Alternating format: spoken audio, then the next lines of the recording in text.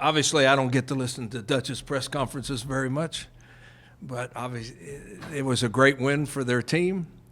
And I think now this is a coach to a coach, but the stuff he said was unbelievable. That's about as good an explanation of the way things are as I've ever heard. I mean, they practice really good. You have no idea how they're going to play, no matter how they practice, good or bad. You have no idea how they're going to play. And then you got to give the other team credit. The other team played really, really well, and it was a tight game, and we won, so that means that our players hung in there, and the coach is a fantastic coach. Unbelievable. That was fun for me to listen. It really was fun for me to listen because that was awesome. Now, I'm up here because we got the invite to the bowl game. We're going to the New Mexico Bowl and play Central Michigan. I know their coach because he used to be in our league. He was at Colorado State for a while before he became the head coach of Florida. And now he's back as the head coach at Central Michigan. He's an outstanding coach, and he took a team that I think was 1-11, and then this year they're 8-4 and in the bowl game. So he did a great job of coaching. I haven't watched any film. I don't know what they do on offense, don't know what they do on defense, but since this is our 10th straight time to play postseason, we're pretty proud of that. And wherever we get to go is okay with us, and whoever we play is fine with us too. How did you guys find out what's the process of like you guys accept a bid, invite, like how does that all work? Well, in our league we have certain bowls that we're guaranteed a spot if we have eligible teams. And then there's a lot of negotiation going on between the commissioner of the league and the people that run the bowl games. As a coach, you have no say-so, really. I mean, you can call and try to use your influence, but it really doesn't make any difference. And the people in charge of the bowls work with the commissioners, and they try to find out what's best for the bowl as well as what's best for the teams that are eligible to go to those bowls. So you sit around and you speculate for a couple weeks, and then they tell you where you're going, and you don't really know until you actually hear. You guys haven't been to this particular bowl game, but you've been to obviously New Mexico. Does that benefit your team in any way particular? No, I don't think so. There's positives and negatives. The positive is we play in 2 weeks or less than 2 weeks. And it's before Christmas, so all our players will be home with their families at Christmas and New Year's. Some of the bowl games this year are like January 4th and 5th and all those sort of things. That, in my opinion, that's a real positive. Now, it just saved the young guys in our program a whole lot of work because we'd have spent 1 week, if we had 3 or 4 weeks to get ready for a bowl game, the first week or so, the young guys would have been practicing really hard and scrimmaging to develop our team for next year, but since we're playing in 2 weeks, that won't happen. So I don't know if they're happy about that or sad about that. As a coach, you'd like to work the heck out of those young guys, but we're not going to be able to because the game's so early. You know, I've got a lot of ties to New Mexico. I love New Mexico. I love the people of New Mexico. So for me personally, it's fun that we're going back there. I got a text message. Actually, the first text message I got was from the bowl director of New Mexico that he told me that we were going there. I didn't know that for sure yet because I was waiting for it to come on TV.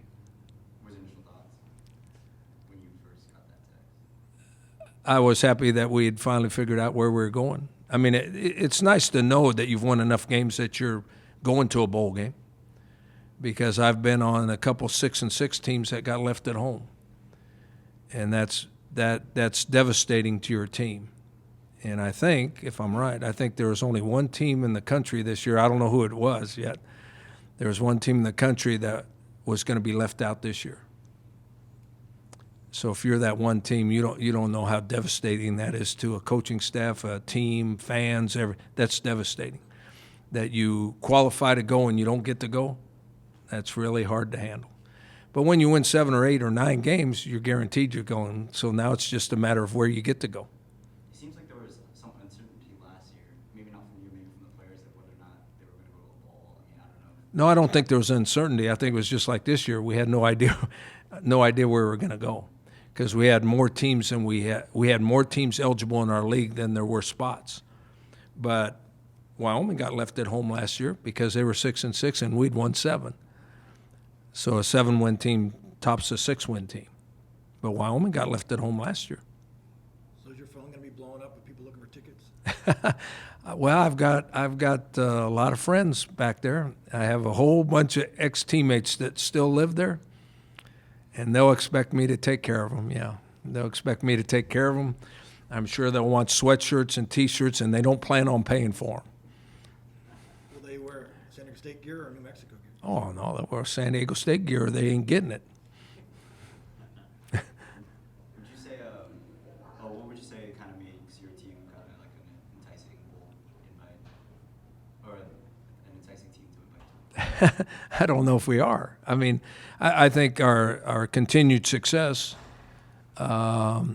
makes the football fans out there know who we are. Whenever you've been to 10 straight bowl games, if you're a college football fan, San Diego State is not strange to you. You know they have a good program. And when you beat people in Power 5 conferences consistently like we do, guess what? Those people out there that follows college football, they know we're a good football program and a good football team. So guess what? The people that run bowls, they're college football fans, and they keep track. So we're very attractive to bowl games because we've been a good football program and a good football team for a long time. The head coach for the other team has some offensive background. Would you expect them to be a team that is offensive that'll be a challenge for your defense? Well, when he was the coach of Colorado State, they were really good, and that allowed him to get the Florida job.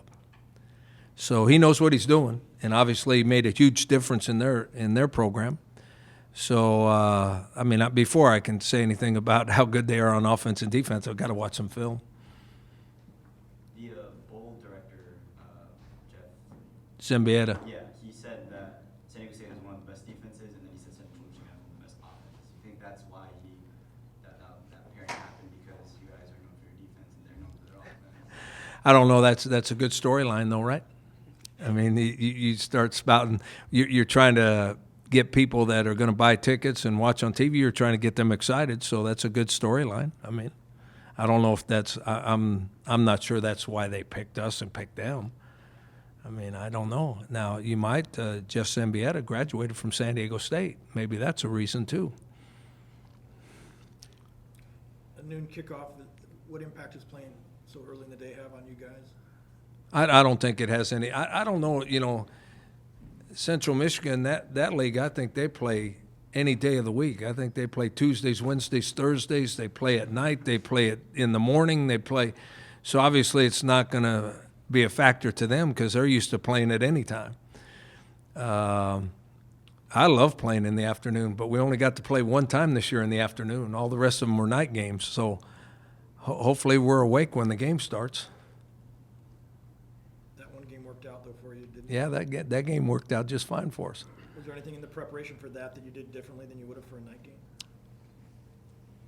Yeah, I mean the intensity of practice changes when you play in the afternoon as opposed to a night game because you have all day Saturday to rest up, watch games on TV, stay off your feet and all that. When you play in the afternoon, you wake up, eat breakfast, and go play. So the intensity of practice has to be reduced as you get closer to the game. How will you go about practice now, leading up to this game? We'll probably practice 4 days next week, and then probably practice every day leading up to the bowl game. We'll probably give them Saturday off. We have a lot of recruits coming in this weekend, too. That's one of the reasons to give them Saturday off. But then after that, I think we have to be there on, do you know when, Wednesday or Thursday? Wednesday. So we'll practice before we go, and then you'll practice a couple times while you're there. Is Ryan Agnew still progressing toward being the starter for the game? Yeah, he actually our players did like an off-season workout, and he was throwing the ball in Skelly last week, so he should be fine. Is there anybody else that might be questionable? How would Juwan be for the game? Well, hopefully Juwan's kind of, it seems like it's not getting completely well, so I don't know if it's can be completely well by the bowl game or not. I mean, we thought he was almost completely well, and then he tweaked it again, so I don't know if that's a long process or not. We'll see how he is.